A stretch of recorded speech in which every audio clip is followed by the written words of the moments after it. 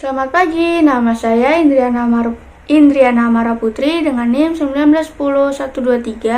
19101231200009. Saya dari kelompok 7 dengan anggota Astri Diana Yanuar Mutaali, Febriana Lestari, Melani Magdalena Tine, dan Zada Ramadana. Kami akan menjelaskan tentang teknik-teknik bimbingan konseling dalam anak berkebutuhan khusus. Di sini saya akan menjelaskan tentang latar belakang program layanan bimbingan dan konseling. Program layanan dan bimbingan konseling merupakan bagian yang integral dari pelayanan pendidikan dan pengajaran di sekolah agar setiap peserta didik dapat berkembang ke arah perkembangan yang optimal, baik secara individu maupun makhluk sosial. Bimbingan konseling merupakan hal yang penting dalam pendidikan anak berkebutuhan khusus, karena pada hakikatnya bimbingan konseling merupakan bantuan yang diberikan oleh pembimbing konselor kepada konseli, memiliki tujuan untuk mengembangkan potensi peserta didik berkebutuhan khusus tadi agar dapat memaksimalkan potensi yang dimilikinya. Dengan demikian, konseli tersebut bersikap mandiri sesuai dengan potensi yang dimilikinya tanpa bergantung pada orang lain. Dalam pelaksanaan bimbingan dan konseling anak berkebutuhan khusus tidak bisa hanya dilakukan oleh 1-2 orang guru BK saja, mengingat begitu kompleks masalah yang dihadapi oleh anak berkebutuhan khusus, maka keberhasilan dalam membimbing seorang anak berkebutuhan khusus harus melibatkan lingkungan, terutama orang tua dan tenaga ahli di bidang ini. Selanjutnya akan dilanjutkan oleh teman saya. Terima kasih. Selamat siang.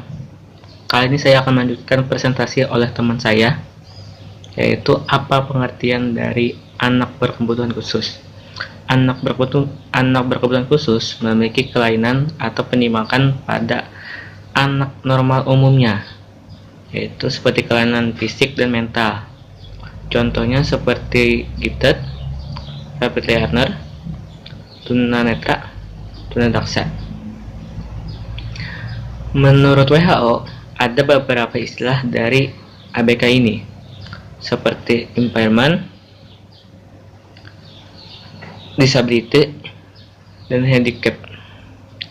Impairment adalah berkurangnya atau hilangnya fungsi organ atau struktur tubuh. Contohnya, jika anak mengalami amputasi, maka dia akan mengalami kecacatan. Sedangkan disability adalah dampak dari impairment tadi yang mempengaruhi mobilitas. Contohnya, jika anak yang cacat tadi pada kakinya, maka dia akan mempengaruhi fungsi mobilitas pada kakinya. Sekarang handicap, yaitu dampak dari impairment atau disabilitas tadi yang mempengaruhi individu pada lingkungan sekitar. Contoh, tunanetra yang tidak bisa melihat pasti akan kesusahan pada lingkungan barunya. Terima kasih dari saya. Akan dilanjutkan oleh teman-teman saya. Baik, di sini saya akan melanjutkan penjelasan dari teman saya. B. Definisi kelainan mental. Kesehatan mental atau kesehatan jiwa merupakan aspek penting dalam mewujudkan kesehatan secara menyeluruh. Kesehatan mental juga penting diperhatikan selayaknya kesehatan fisik. There is not healthy without mental healthy.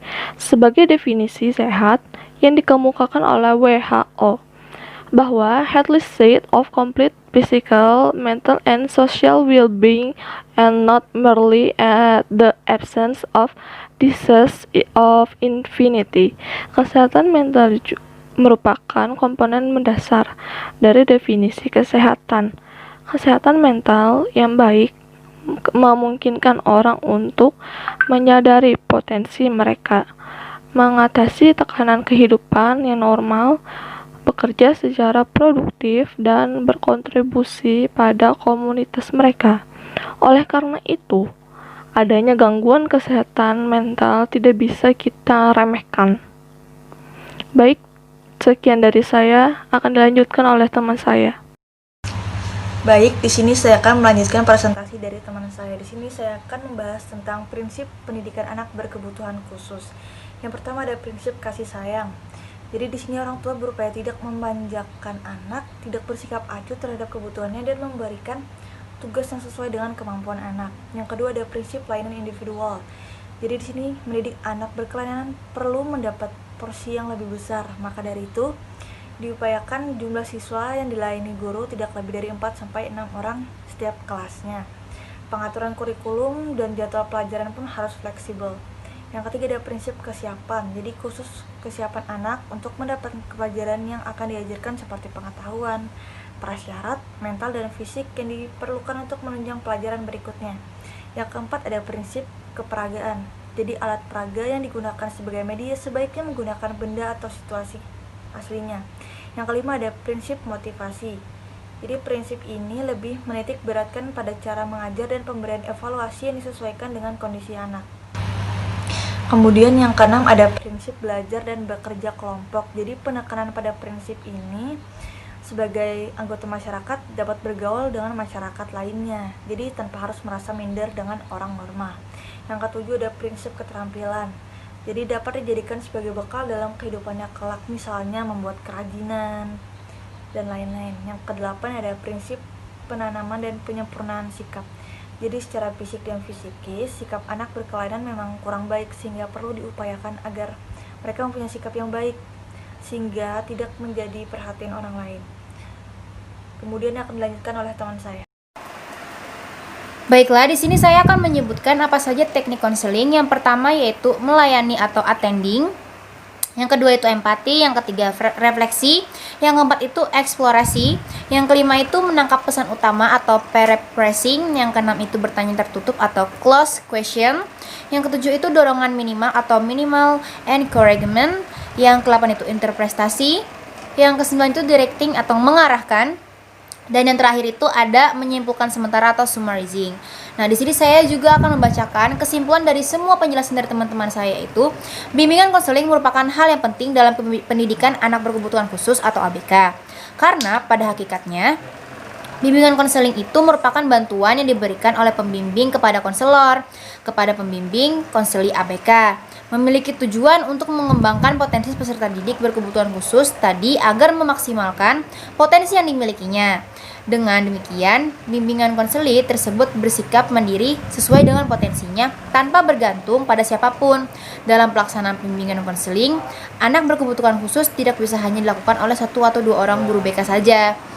Mengingat begitu kompleks masalah yang dihadapi oleh anak berkebutuhan khusus, maka keberhasilan dan membimbing seorang akan berkebutuhan khusus juga harus melibatkan lingkungan, terutama orang tua dan tenaga ahli di bidang ini. Sekian presentasi dari kelompok kami. Mohon maaf. Wassalamualaikum warahmatullahi wabarakatuh.